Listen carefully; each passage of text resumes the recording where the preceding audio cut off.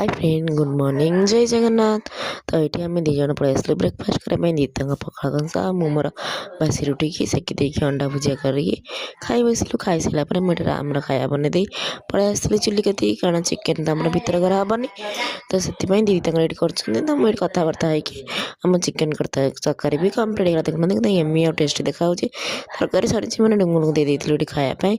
डुंगुल दे सारापर माँ को देती माँ तो चिकेन खाती से माछ तरकारी को आ गए बढ़िया जिनस मैंने शुखुआ पड़ा आहा शुखुआ पड़ा तो कथा कहला पाटर लाड़ बोची तो माँ हरिका समस्त खाई सारापर आम दी जन पुणी बसगलु खायापी। आमर चिकेन कषा थिला चिकेन तरकारी सहित काकुड़ी कंचा लंका पियाज लेंबू रोडे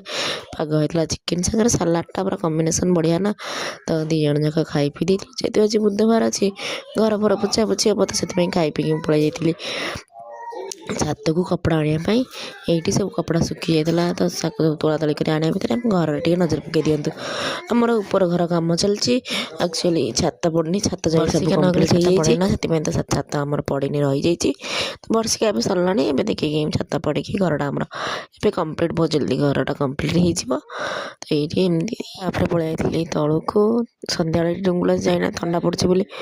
बाहर को जाना तो कहते मुड़ी मिक्सर आन मुड़ी मिक्सर नहीं बाबा जहाँ तो खाइबे ना हम से खाइबा कहते मु खाइबी खाई सारी वीआईपी ट्रिटमेंट दिखाई एक्चुअली टे ठंडा हो जाइए ठंडा हो से देखते बाबा गोड़ तेल मारिक गोड़ मोड़ दौरान जेजेमा गोड़ हाथ में तेल मार दौरान पूरा वीआईपी ट्रिटमेंट पूरा देख वीआईपी देखी वीआईपी ट्रिटमेंट दिखाई तेल मार सारापर समस्त डिनर कर देते समस्त डिनर कर सारी आम भी बस देलु जेहतु रात दिन तरकारी बढ़ला तो दीदी भात आम रुटी नहीं आसलु डिनर कर देखिए देखिए भिडियो भल लगे लाइक शेयर सब्सक्राइब कर।